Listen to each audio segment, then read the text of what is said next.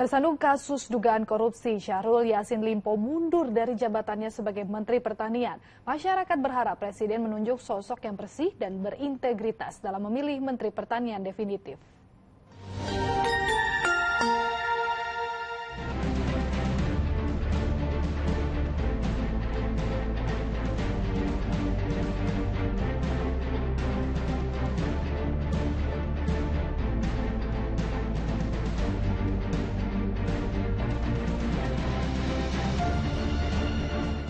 Perombakan kabinet akan kembali terjadi menyusul mundurnya Menteri Pertanian Syahrul Yassin Limpo.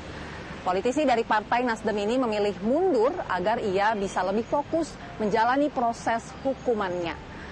Lantas, kasus apa yang menjerat Syahrul Yassin Limpo dan bagaimana masyarakat melihat kasus ini? Bersama saya Nadira Ali dan juru kamera Jeff Henderson, inilah Kopi Pagi. Komentar pilihan Liputan 6 Pagi.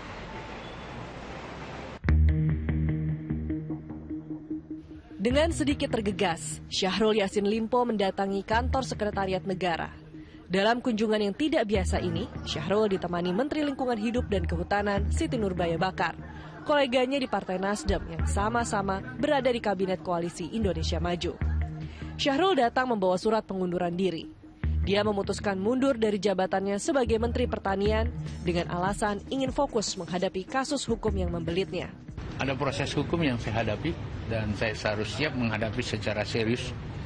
Walaupun saya berharap jangan ada stigma dan presumption of innocence, maksudnya menghakimi saya dulu, karena tentu biarkanlah proses hukum berlangsung dengan baik dan saya siap hadapi. Keesokan harinya, surat pengunduran diri Syahrul langsung direspon Presiden Joko Widodo. Presiden menunjuk Kepala Badan Pangan Nasional Arief Prasetyo Adi sebagai PLT Menteri Pertanian. Tadi malam saya sudah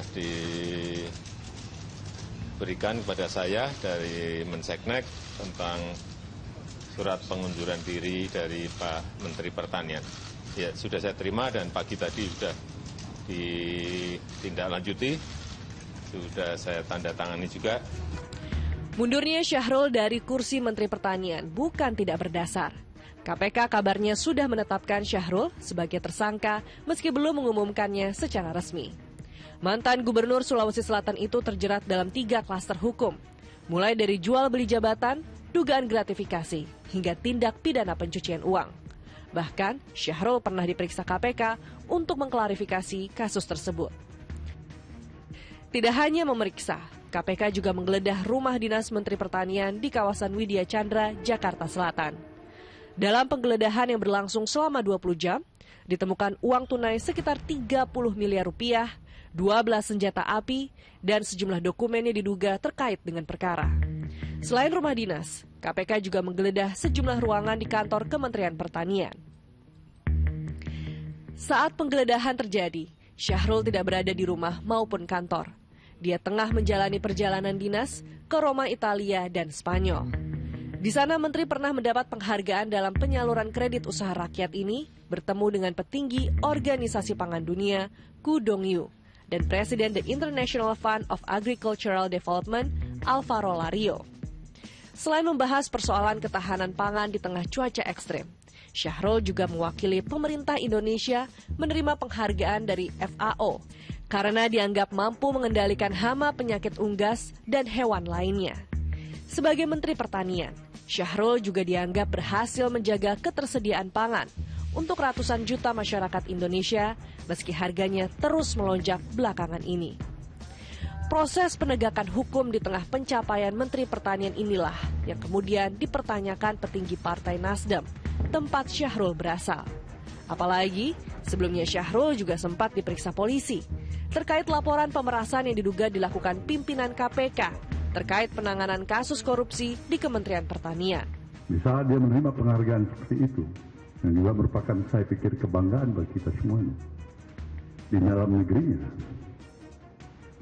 dia mengalami satu peristiwa yang saya bisa pahamin bagaimana terhinanya dirinya. Kecewa, sedih, terlepas daripada semua permasalahan. Upaya kita menegakkan keadilan atas hukum yang berlangsung. Tidak ada seakan-akan hari esok untuk menunggu dirinya kembali. Tidak heran jika kemudian masyarakat bertanya, benarkah proses yang tengah dijalani KPK murni penegakan hukum?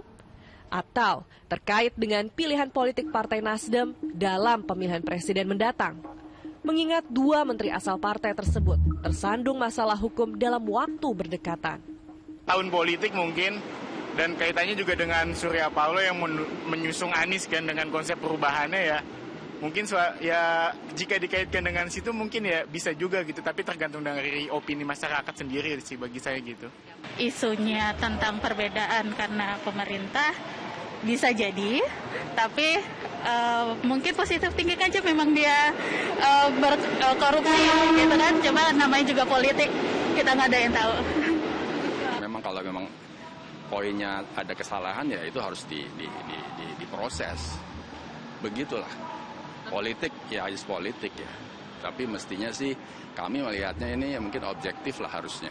Puluhan miliar itu untuk apa gitu ya, karena kan semuanya mesti harus ada rinciannya gitu ya, supaya dibuka aja, supaya masyarakat kalau memang tidak bersalah, insya Allah pasti akan terbukti tidak bersalah. Kalau tidak bersalah, kalau yang bersalah ya sudah akui, nextnya jauh lebih baik. Proses hukum terkait dengan pejabat publik seperti menteri itu selalu punya dua sisi ya. Pertama sisi hukum, yang kedua sisi politik, apalagi kalau menterinya itu berasal dari partai politik. Nah, menurut saya nanti tinggal dilihat saja apakah konstruksi hukumnya itu betul-betul kuat atau tidak ya. Di sana publik kan akan mengetahui dan bisa membuat kesimpulan sendiri apakah proses hukum terhadap seorang menteri itu memang punya dasar hukum yang kuat atau kemudian lebih kental elemen politiknya. Di tengah waktu 1 tahun tersisa, Kabinet Indonesia Maju akan kembali di reshuffle. Peta koalisi pemerintah diyakini akan berubah karena Presiden akan menggunakan hak prerogatifnya untuk menunjuk nama baru yang akan mengisi posisi Menteri Pertanian. Presiden memang sudah menunjuk Kepala Badan Pangan Nasional Arief Prasetyo Adi sebagai PLT Menteri Pertanian, menggantikan Syahrul Yassin Limpo. Alasannya, agar koordinasi yang selama ini terjalin antara Kementerian Pertanian, Badan Pangan, Bulog, dan Kementerian Perdagangan bisa terus dilanjutkan. Selain itu, Arief juga diminta melanjutkan fungsi Kementerian Pertanian yang berfokus pada produksi pangan, sehingga tata kelola pangan nasional bisa semakin kuat. Namun Presiden belum menetapkan Menteri Pertanian definitif. Presiden hanya memastikan reshuffle kabinet akan dilakukan secepatnya. Ya secepatnya. Apanya? Secepatnya. Dari Nasdem nggak Pak? Ada yang diganti lagi nggak Pak? Secepatnya. Sejatinya pengunduran diri menteri di pemerintahan Joko Widodo bukanlah hal baru. Sebelumnya, Idrus Marham, menteri pertama Jokowi yang harus berurusan dengan KPK. Bahkan, Menteri Golkar ini hanya 8 bulan saja menjabat sebelum jadi pesakitan. Lalu ada kader PKB, Imam Nahrawi, yang ditetapkan sebagai tersangka suap hibah KONI saat menjabat Menpora tahun 2019 lalu. Ada juga wakil Gerindra dan PDIP dalam daftar. Edi Prabowo terjerat saat menjabat Menteri Kelautan dan Perikanan, sedangkan Juliari Batubara yang menjabat Menteri Sosial tersandung kasus suap bansos COVID-19. Yang terbaru dan masih hangat, tentu saja, 2 menteri dari Partai Nasdem, Johnny G. Plate dan Syahrul Yassin Limpo.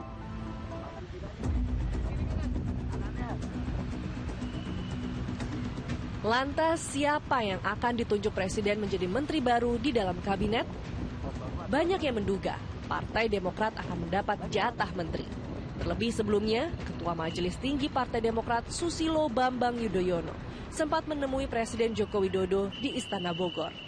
Dengan Partai Demokrat menurut saya sangat mungkin bahwa Partai Demokrat akan masuk dalam kabinet ya setelah pertemuan Pak SBY dengan Pak Jokowi kemarin ya. Menurut saya sinyal-sinyalnya cukup kuat lah. Ya pertama bahwa Partai Demokrat sekarang mendukung calon yang orientasinya atau slogannya adalah keberlanjutan ya. Yang kedua, kita lihat kemarin juga pernyataan dari Pak SBY sudah tidak bicara mengenai perubahan lagi, tetapi bicara keberlanjutan, ya, hanya mengatakan bahwa ya yang sudah ada ini sudah bagus dan yang masih kurang akan diperbaiki begitu. Namun masyarakat meminta siapapun yang ditunjuk presiden adalah seorang yang memiliki rekam jejak baik, tidak korupsi, dan mau bekerja keras untuk rakyat.